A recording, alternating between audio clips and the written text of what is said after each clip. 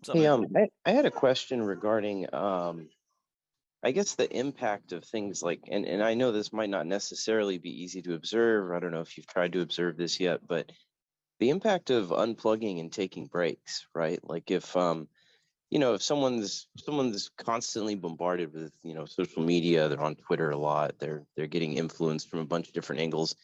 What happens if that person is, like, let's say you go on a vacation and you're traveling Europe for like 3 weeks with your family or something, and you're just not really on social media at all. You're just too busy, got a lot going on.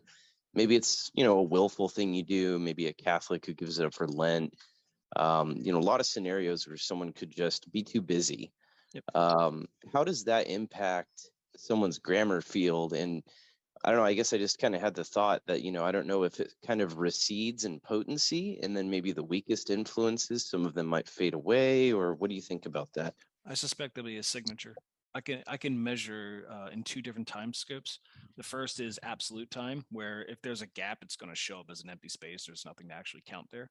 I can also count normalized time, which means it's a continuous amount of data. Which I don't account for the gaps.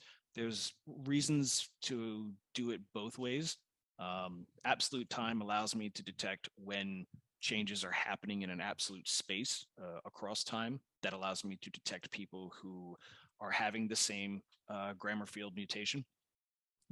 And then the nominal time, or the normalized time, allows me to identify long trends that just eliminate time gaps at all. And that allows me to look at like large populations and try to see transitions between stuff where I don't necessarily need to map hard on their time. I just need to match shapes over time. And that's the benefit of both approaches there.